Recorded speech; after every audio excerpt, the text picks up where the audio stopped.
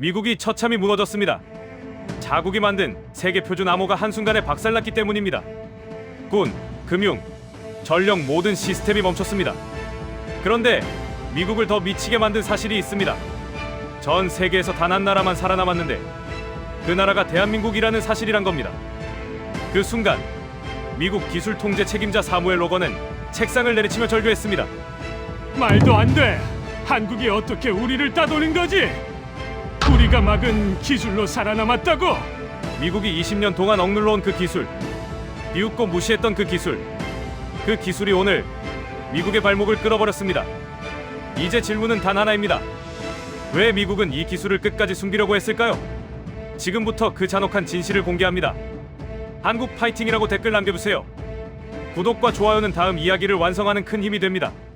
저는 사무엘 로건입니다. 올해 나이는 55살입니다. 20년 넘게 미국 상무부 기술통제 담당 차관보로 일해왔습니다. 제 업무는 단순했습니다. 미국의 기술 우위를 지키는 것. 그게 전부였죠. 수출 통제 정책을 만들고 연구 협력을 차단하고 기술 표준을 우리 방식으로 고정시키는 일이었습니다. 누군가는 제게 냉혹하다고 말했지만 저는 그저 현실주의자였을 뿐입니다. 세계는 질서가 필요했고 그 질서의 중심은 미국이어야 한다고 믿었습니다. 특히 암호 기술에 관해서는 타협이 없었습니다. RSA, ECC 기반의 암호 체계는 20년 넘게 전 세계 금융망과 통신망, 항공 시스템, 전력관리 인프라의 근간이었습니다.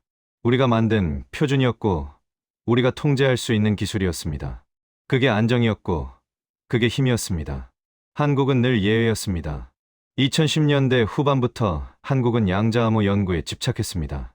PQC니 QKD니 하는 생소한 기술들을 국가 차원에서 밀어붙였죠. 우리는 그걸 비효율적이라고 판단했습니다. 세계 표준과 호환되지 않는 독자 노선은 고립을 자초할 뿐이라고 경고했습니다. 저는 그 경고를 직접 작성한 사람이었습니다. 한국 정부에 보낸 서한에도 국제회의 석상에서도 저는 분명히 말했습니다. 당신들의 선택은 잘못됐다고. 2032년 4월 12일 새벽 제 휴대전화가 울렸습니다. 국가안보국 상황실에서 걸려온 전화였습니다. 목소리는 차분했지만 긴장이 배어 있었습니다. 차관보님, 지금 당장 상황실로 오셔야 합니다. 동부지역 금융 시스템에 이상 징후가 포착됐습니다. 저는 서둘러 차에 올랐습니다. 새벽 4시였지만 도로는 이미 혼잡했습니다. 무슨 일인지 알 수 없었지만 불길한 예감이 들었습니다. 20년 동안 이런 전화를 받아본 적이 없었습니다. 상황실에 도착했을 때 이미 10여 명의 고위 관료들이 모여 있었습니다.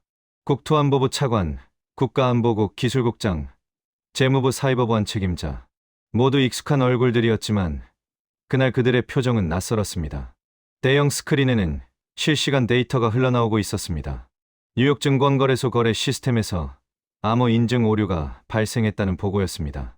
처음에는 단순한 서버 문제로 보였습니다. 하지만 10분 후 보스턴의 주요 은행 3곳에서 동일한 증상이 나타났습니다. 30분 후에는 시카고, 샌프란시스코, 로스앤젤레스까지 확산됐습니다. 암호 검증 실패율이 급증하고 있습니다. 기술국장이 말했습니다. 원인은 아직 파악 중입니다. 저는 화면을 응시했습니다. 숫자들이 빠르게 변했습니다. 오류율이 10%를 넘어서고 있었습니다. 이건 단순한 해킹이 아니었습니다. 시스템 전체가 흔들리고 있었습니다. 오전 6시 백악관에서 긴급 소집 명령이 떨어졌습니다. 대통령 집무실 지하 상황실은 이미 긴장으로 가득했습니다. 국방부 장관, 국가정보국장, 연방수사국 국장까지 모두 모였습니다. 저는 상무부를 대표해 기술 통제 현황을 보고해야 했습니다. 현재 동부 지역 금융 시스템의 40%가 마비 상태입니다. 재무부 차관이 먼저 입을 열었습니다. 거래소는 개장을 연기했고 주요 은행들은 온라인 서비스를 중단했습니다. 항공관제 시스템도 문제가 발생했습니다. 교통부 장관이 이어 말했습니다.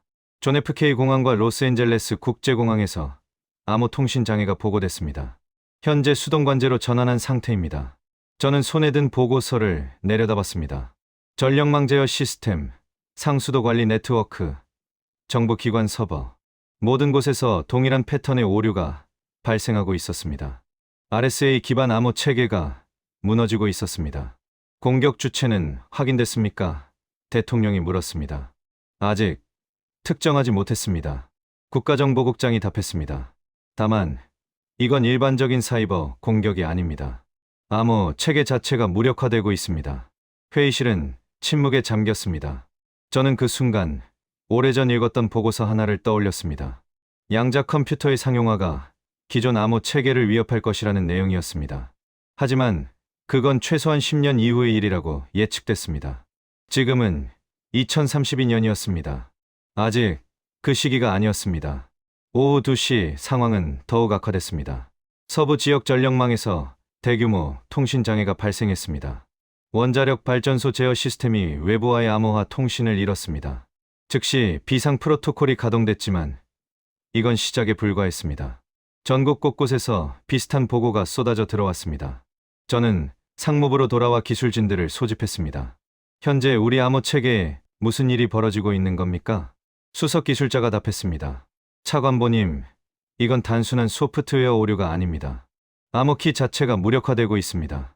마치 누군가 우리 암호를 실시간으로 해독하고 있는 것처럼 보입니다. 그게 가능합니까? 이론적으로는 양자 컴퓨터가 있다면 가능합니다. 하지만 그 정도 성능의 양자 컴퓨터는 아직 존재하지 않습니다. 적어도 우리가 아는 한은요. 저는 창밖을 바라봤습니다. 워싱턴 DC의 하늘은 맑았지만 제 머릿속은 혼란스러웠습니다. 20년 동안 쌓아올린 기술 체계가 하루아침에 무너지고 있었습니다. 밤 11시 국가안보국에서 새로운 보고가 올라왔습니다. 유럽과 일본에서도 동일한 현상이 보고되고 있습니다. RSA 기반 암호를 사용하는 모든 국가에서 시스템 마비가 진행 중입니다. 저는 보고서를 넘기다가 한 문장에서 멈췄습니다. 한국은 현재까지 어떠한 피해도 보고되지 않았습니다. 한국. 저는 그 이름을 다시 읽었습니다. 전 세계가 혼란에 빠진 상황에서 한국만 아무 문제가 없다는 것이었습니다. 우연일까요? 아니면 다른 이유가 있는 걸까요? 저는 한국의 기술 정책 파일을 꺼냈습니다. 2015년부터 시작된 양자암호 연구 프로젝트, PQC 기반 국가 기관망 구축, QKD 통신 네트워크 완성, 우리가 비효율적이라고 판단했던, 우리가 시대착오적이라고 비웃었던 그 기술들, 혹시 한국이 양자 공격에 대비한 체계를 이미 갖춘 건 아닐까요? 누군가 조심스럽게 물었습니다. 말도 안 됩니다. 저는 즉각 반박했습니다. 한국의 기술 수준은 우리가 잘 알고 있습니다. 그들이 우리보다 앞서 있을 리 없습니다. 하지만 제 목소리는 확신에 차 있지 않았습니다. 새벽 3시, 저는 여전히 사무실에 남아 있었습니다. 창밖으로 워싱턴의 불빛이 보였습니다. 평소와 다름없는 풍경이었지만 그 아래에서는 보이지 않는 혼란이 진행되고 있었습니다. 금융 시스템은 멈췄고 항공관제는 수동으로 전환됐고 전력망은 불안정했습니다. 미국이 자랑하던 기술 인프라가 한순간에 무너지고 있었습니다. 그리고 한국은 멀쩡했습니다. 저는 책상 위에 놓인 과거 보고서를 다시 펼쳤습니다. 2023년 제가 직접 작성한 문서였습니다. 한국의 양자암호 정책은 세계 표준에서 벗어난 비효율적 선택이며 국제 협력의 장애가 될 것이라고 명시돼 있었습니다. 저는 그 문장을 여러 번 읽었습니다. 비효율적이라고 했습니다. 잘못된 선택이라고 했습니다. 그런데 지금 미국은 무너지고 있었고 한국은 아무 문제가 없었습니다. 이건 단순한 우연이 아니었습니다. 이건 단순한 오류가 아니라는 확신이 들기 시작했습니다. 다음 날 아침 상황은 통제불능으로 치달았습니다. 동부 해안 전역의 금융망이 완전히 멈췄습니다. 월스트리트는 거래를 중단했고 연방준비은행 시스템은 비상 모드로 전환됐습니다. 서부에서는 송전망 제어 신호가 끊기면서 캘리포니아 북부 지역에 순환 정전이 발생했습니다. 사람들은 공황 상태였고 언론은 정부의 무능을 성토하기 시작했습니다. 국토안보부 상황실로 다시 소집됐을 때 분위기는 전날과 완전히 달랐습니다. 긴장이 아니라 적대감이 감돌았습니다. 도대체 어떻게 된 겁니까? 국토안보부 장관이 테이블을 치며 물었습니다. 우리는 수십억 달러를 사이버 보안에 쏟아부었습니다. 그런데 하루아침에 전국이 마비됐습니다. 군 통신망도 불안정합니다. 국방부 차관이 말했습니다. 태평양 함대와 본토 간 암호 통신에 지연이 발생하고 있습니다. 이건 국가 안보 위기입니다. 모든 시선이 제게 향했습니다. 차관보님, 상무부는 20년 동안 기술 표준을 관리해왔습니다. 재무부 차관이 냉정하게 말했습니다. 왜 이런 위기를 예측하지 못했습니까? 저는 침착함을 유지하려 애썼습니다. 우리 암호 체계는 업계 표준이었습니다. 전 세계가 동일한 기술을 사용해왔습니다. 이건 예측 가능한 공격이 아닙니다. 그렇다면 누가 책임져야 합니까? 국토안보부 장관이 되물었습니다. 대답할 수 없었습니다. 회의실은 무거운 침묵에 잠겼습니다. 오후가 되자 더 충격적인 보고가 올라왔습니다. 유럽연합 전역에서 동일한 암호 붕괴 현상이 확인됐습니다. 영국, 프랑스, 독일의 주요 인프라가 마비됐습니다. 일본도 같은 상황이었습니다. 도쿄 증권거래소는 사흘째 폐장했고 간사이 지역 전력 공급에 차질이 생겼습니다. 호주, 캐나다, 싱가포르까지 RSA와 ECC 기반 암호를 쓰는 모든 선진국이 동시에 무너지고 있었습니다. 그런데 한 가지 이상한 점이 있었습니다. 한국은요? 제가 물었습니다. 국가안보국 분석관이 화면을 넘겼습니다. 한국은 현재까지 정상 운영 중입니다. 금융 시스템, 전력망, 통신망 모두 안정적입니다. 어떻게 그럴 수 있죠? 확인 중입니다. 다만 한 가지 공통점이 있습니다. 한국은 우리와 다른 암호 체계를 사용합니다. 저는 그 말을 곱씹었습니다. 다른 암호 체계, 양자암호, PQC와 QKD, 제가 10년 넘게 비효율적이라고 주장했던 바로 그 기술들. 백악관은 긴급 대책회의를 소집했습니다. 대통령 직속 사이버 안보위원회가 구성됐고 각 부처 고위 관료들이 총동원됐습니다. 회의실에 들어섰을 때 분위기는 살벌했습니다. 현재까지 파악된 피해 규모를 보고하십시오. 대통령이 말했습니다. 국가정보국장이 먼저 발언했습니다. 금융부문 피해액은 하루 5천억 달러로 추산됩니다. 항공운항은 70%가 취소됐고 전력 공급 불안정으로 서부 3개 주가 비상사태를 선포했습니다. 원인은 밝혀졌습니까? 양자 컴퓨터를 이용한 공격으로 보입니다. 국가안보국 기술이사가 답했습니다. 기존 암호 체계가 실시간으로 해독되고 있습니다. 하지만 누가, 어디서, 어떤 방식으로 공격하는지는 아직 모릅니다. 대통령이 고개를 끄덕였습니다. 그렇다면 대응 방안은 무엇입니까? 아무도 대답하지 못했습니다. 한국 이야기를 들었습니다. 대통령이 말을 이었습니다. 왜 한국만 멀쩡합니까? 국무부 차관이 조심스럽게 입을 열었습니다. 한국은 10년 전부터 양자 공격에 대비한 독자 암호 체계를 구축했습니다. PQC 기반 국가망을 완성했다고 알려져 있습니다. 우리는 왜 그렇게 하지 않았습니까? 대통령이 물었습니다. 모든 시선이 다시 제게 향했습니다. 카카, 저는 목소리를 가다듬었습니다. 당시 판단으로는 한국의 선택이 비효율적이었습니다. 세계 표준과 호환되지 않았고 개발 비용도 과도했습니다. 우리는 국제 협력과 표준화를 통해 더 안정적인 체계를 유지할 수 있다고 봤습니다. 그런데 지금 우리 체계가 무너졌습니다. 대통령의 목소리는 차갑했습니다. 한국의 체계는 멀쩡하고요. 대답할 말이 없었습니다. 회의가 끝난 뒤 복도에서 국가안보국 기술이사와 마주쳤습니다. 차관보님, 그가 낮은 목소리로 말했습니다. 한국 기술에 대한 과거 평가 보고서를 다시 검토해야 할 것 같습니다. 무슨 뜻입니까? 한국이 2020년대 초반부터 양자암호 연구를 시작했을 때 우리는 그걸 차단하려 했습니다. 국제 표준 회의에서도 기술 협력 프로그램에서도 한국을 배제했습니다. 그 정책의 중심에 차관보님이 계셨죠.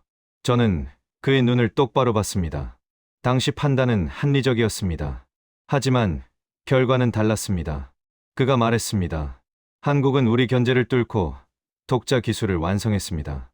그리고 지금 그들만 살아남았습니다. 그는 더 이상 말하지 않고 돌아섰습니다. 저는 빈 복도에 홀로 서 있었습니다. 사무실로 돌아와 창밖을 바라봤습니다. 워싱턴의 거리는 혼란스러웠습니다. 신호등이 불규칙하게 깜빡였고 차량들은 정체를 빚었습니다. 전력 공급이 불안정해지면서 도시 전체가 흔들리고 있었습니다. 제 컴퓨터 화면에는 한국 관련 파일들이 열려 있었습니다. 2015년부터 2032년까지 17년간의 기록, 제가 직접 작성한 정책 보고서들이었습니다. 한국의 양자암호 연구는 국제 표준에서 이탈한 독자 노선이다. PQC 기술은 상용화 가능성이 낮으며 비용 대비 효율이 떨어진다. QKD 네트워크는 기술적 한계가 명확하며 범용성이 없다. 저는 그 문장들을 하나하나 읽어 내려갔습니다. 제가 확신했던 판단들이었습니다. 미국의 기술 우위를 지키기 위한 정책이었습니다. 그런데 지금 그 확신이 흔들리기 시작했습니다.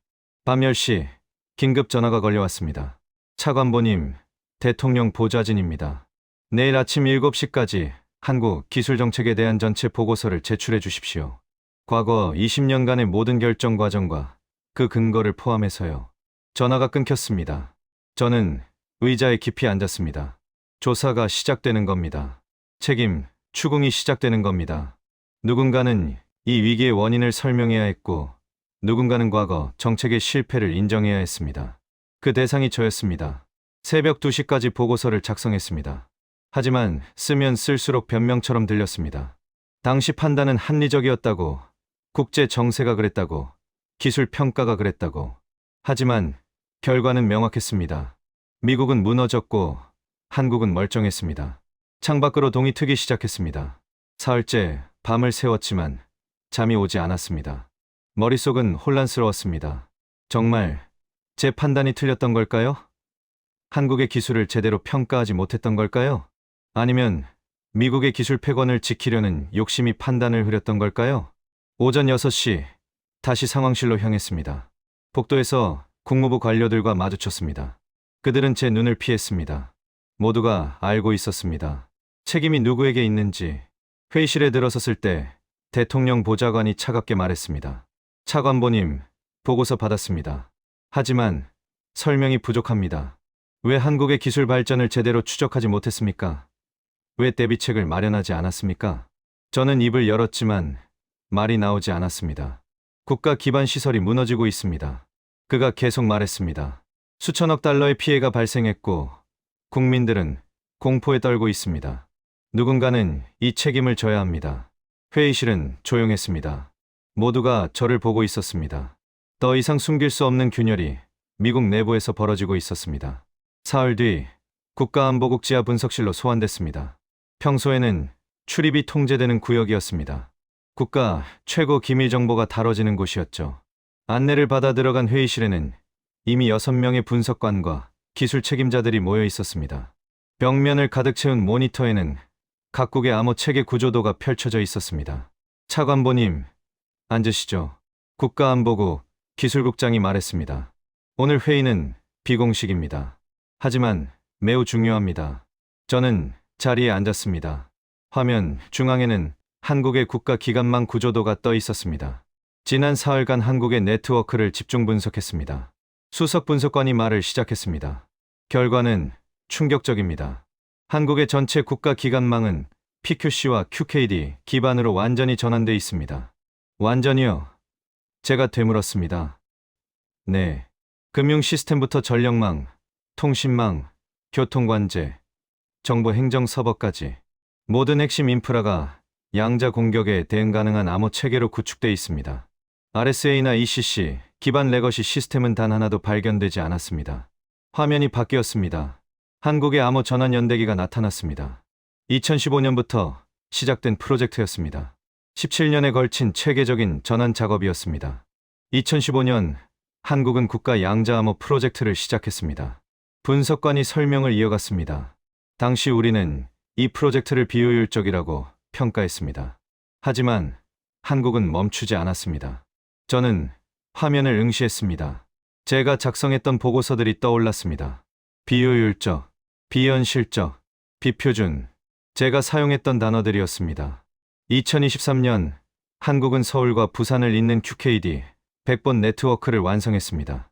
분석관이 계속했습니다. 2027년에는 전국 주요 도시로 확대했고 2030년에는 국가 전체 기관망을 PQC로 전환했습니다. 우리는 왜 이걸 몰랐습니까? 국가안보국 기술국장이 물었습니다. 알고 있었습니다. 제가 대답했습니다. 하지만 중요하지 않다고 판단했습니다. 회의실이 조용해졌습니다. 중요하지 않다고요? 기술국장이 되물었습니다. 당시 평가로는 그랬습니다. 한국의 독자 노선은 고립을 초래할 것이고 국제 협력에서 배제될 것이라고 봤습니다. 세계 표준을 따르지 않으면 장기적으로 경쟁력을 잃을 거라고 예측했습니다. 하지만 지금은 반대 상황이 됐습니다. 기술국장이 말했습니다. 세계 표준을 따른 우리가 무너졌고 독자 노선을 택한 한국이 멀쩡합니다. 대답할 말이 없었습니다. 다음 화면에는 기술 비교표가 나타났습니다. 미국과 한국의 암호 체계를 나란히 놓은 자료였습니다. 미국을 포함한 대부분 국가는 RSA 2048비트, ECC 256비트 기반 암호를 사용합니다. 분석관이 설명했습니다. 이 체계는 고전 컴퓨터 환경에서는 안전했습니다. 하지만 양자 컴퓨터 앞에서는 무력합니다. 한국은 다릅니다. PQC 알고리즘은 양자 공격에 대응하도록 설계됐습니다. 게다가 QKD 네트워크는 물리적 양자 상태를 이용해 키를 분배하기 때문에 이론적으로 해독이 불가능합니다. 저는 숫자들을 바라봤습니다. 기술적 차이는 명확했습니다. 한국은 우리가 가지지 못한 방어벽을 쌓아 올렸습니다. 왜 우리는 이 기술을 개발하지 않았습니까? 누군가 물었습니다. 개발하려 했습니다. 국가안보국 연구이사가 답했습니다. 하지만 우선순위가 낮았습니다. 양자 컴퓨터의 위협은 10년 이상 먼 미래의 일이라고 판단했습니다. 기존 체계를 유지하면서 점진적으로 전환하는 게 효율적이라고 봤습니다. 그 판단은 누가 했습니까? 모두의 시선이 제게 향했습니다. 상무부 기술통제실이 주도했습니다. 제가 인정했습니다. 제 부서였습니다. 국가안보국 기술국장이 고개를 끄덕였습니다. 차관보님, 2020년 한국이 국제암호표준회의에 PQC 도입을 제안했을 때 반대 의견서를 낸 게 상무부였습니다. 기억하십니까? 기억했습니다. 제가 직접 작성한 문서였습니다. 그때 우리는 뭐라고 썼습니까? 기술국장이 물었습니다. 저는 잠시 침묵했습니다. 시기상조라고 썼습니다. 기술 검증이 불충분하고 전환 비용이 과도하며 기존 시스템과의 호환성 문제가 크다고 평가했습니다. 그리고 한국은 어떻게 했습니까? 혼자 개발했습니다. 회의실은 무거운 정적에 잠겼습니다. 분석관이 다음 자료를 띄웠습니다. 한국 정부의 암호 전환 예산 기록이었습니다. 17년간 투입된 총액은 20조 원. 미국 달러로 환산하면 약 150억 달러였습니다. 엄청난 금액입니다. 재무부 파견 관료가 말했습니다. 하지만 지금 우리가 입은 피해는 하루에 5천억 달러입니다. 국가안보국 기술국장이 반박했습니다. 한국은 150억으로 국가 전체를 지켰습니다. 우리는 수조 달러를 쏟아부었지만 아무것도 막지 못했습니다. 숫자는 거짓말을 하지 않았습니다. 차관보님, 기술국장이 제게 물었습니다. 한국이 독자 개발을 밀어붙인 이유가 뭐라고 보십니까? 저는 잠시 생각했습니다. 우리의 견제 때문이었을 겁니다. 자세히 말씀해 주시죠. 한국은 2010년대 후반부터 양자 기술 협력을 요청했습니다. 하지만 우리는 거부했습니다. 기술 유출 우려, 표준화 문제, 안보 리스크 등을 이유로 들었습니다. 국제 공동연구에서도 한국을 배제했습니다. 그래서 한국은 혼자 하기로 결정한 겁니까? 그렇게 보입니다. 기술국장이 고개를 끄덕였습니다. 결과적으로 우리의 견제가 한국을 더 강하게 만든 셈입니다. 인정하기 어려운 말이었지만 논리적으로는 맞았습니다. 오후 회의는 백악관 상황실에서 이어졌습니다. 대통령과 안보보좌진, 각 부처 장관들이 모였습니다. 국가안보국의 분석 결과가 보고됐습니다. 한국의 암호 체계는 우리와 근본적으로 다릅니다. 국가안보국장이 설명했습니다. 그들은 17년에 걸쳐 양자 시대를 대비했습니다. 우리는 그 시간 동안 기존 체계를 유지했습니다. 왜 우리는 대비하지 않았습니까? 대통령이 물었습니다. 비용과 우선순위 문제였습니다. 국무부 장관이 답했습니다. 당시 평가로는 양자 위협이 먼 미래의 일이었습니다. 그 평가는 누가 했습니까? 다시 모든 시선이 제게 향했습니다. 상무부 기술통제실이 주도했습니다. 대통령 보좌관이 말했습니다. 책임자는 사무엘 로건 차관보입니다. 저는 자리에서 일어났습니다. 각하, 당시 판단은 가용한 정보를 바탕으로 내려졌습니다. 양자 컴퓨터의 발전 속도는 예측하기 어려웠고 전환 비용은 현실적 제약이었습니다. 하지만 한국은 해냈습니다. 대통령이 말했습니다. 우리보다 경제 규모도 작고 기술력도 뒤처진다고 평가했던 한국이 우리가 하지 못한 일을 해냈습니다. 반박할 근거가 없었습니다. 한국이 우리 견제를 받으면서도 독자 개발을 밀어붙인 이유가 뭡니까? 대통령이 물었습니다. 생존이었을 겁니다. 국가안보국장이 답했습니다. 한국은 미국의 기술 의존도가 높았습니다. 하지만 우리가 협력을 거부하자 스스로 살 길을 찾은 겁니다. 그들은 우리를 믿지 못했다는 뜻입니까? 믿을 수 없게 만든 건 우리였습니다. 국가안보국장이 조심스럽게 말했습니다. 회의실은 침묵했습니다. 저는 자리로 돌아와 앉았습니다. 머릿속이 복잡했습니다. 17년 전 제가 한국의 제안을 거부했을 때 저는 미국의 이익을 지킨다고 믿었습니다. 기술 우위를 유지하는 게 국가 안보라고 확신했습니다. 하지만 지금 그 확신이 무너지고 있었습니다. 밤늦게 사무실로 돌아왔습니다. 책상 위에는 한국 관련 문서들이 쌓여 있었습니다. 제가 17년간 작성한 보고서들이었습니다. 한 장 한 장 넘기며 읽었습니다. 한국의 양자암호 연구는 실용성이 낮다. 독자 표준 추진은 국제 고립을 초래할 것이다. 미국 중심의 기술 질서가 세계 안정에 기여한다. 제가 믿었던 문장들이었습니다. 하지만 지금 읽으니 다르게 보였습니다. 이건 분석이 아니라 변명이었습니다. 객관적 평가가 아니라 희망적 관측이었습니다. 창밖을 바라봤습니다. 워싱턴의 밤하늘은 여전히 어두웠습니다. 하지만 도시 곳곳에서는 여전히 불안정한 신호들이 깜빡이고 있었습니다. 위기는 끝나지 않았습니다. 제 컴퓨터 화면에는 실시간 피해 집계가 떠 있었습니다. 누적 경제 손실 3조 달러, 마비된 인프라 비율 60%, 복구 예상 기간 미정, 그리고 한국의 상황 보고서도 함께 떠 있었습니다. 피해 없음, 정상, 운영 중. 위기의 원인은 점점 선명해지고 있었습니다. 일주일이 지났습니다. 상황은 회복되지 않았습니다. 국가안보국 긴급평가팀이 최종 보고서를 제출했습니다.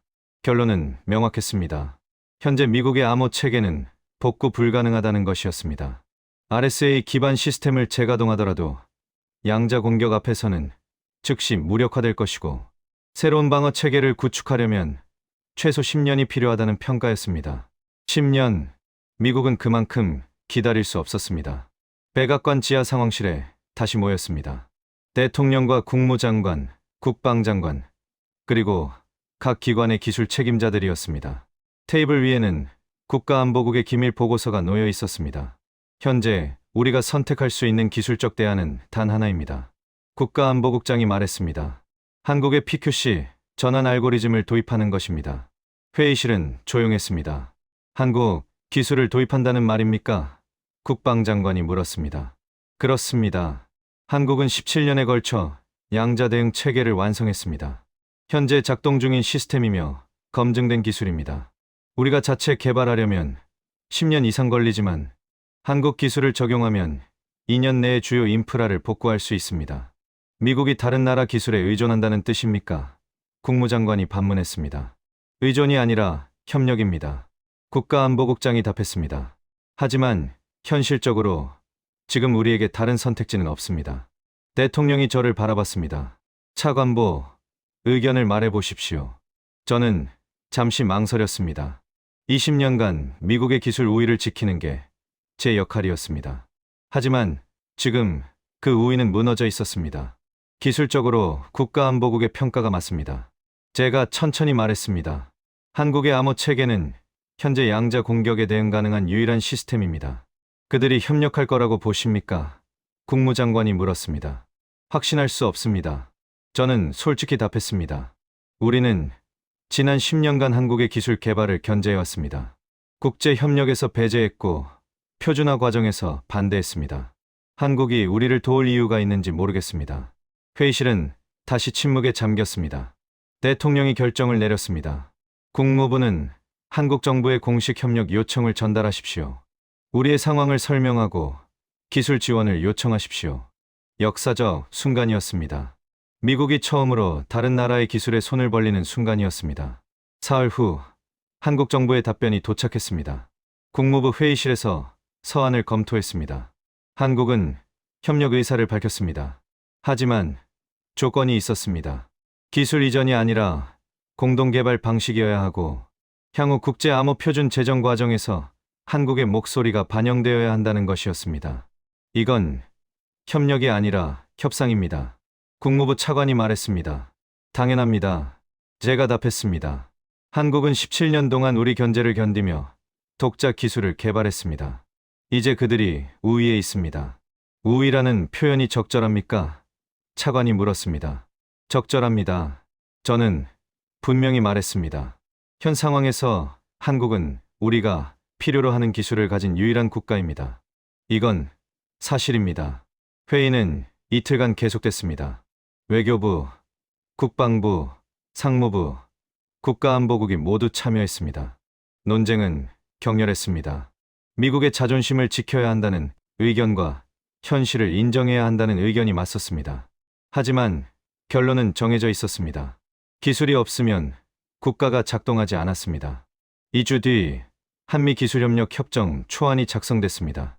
한국의 PQC 알고리즘과 QKD 구축 노하우를 미국 인프라에 적용하는 내용이었습니다.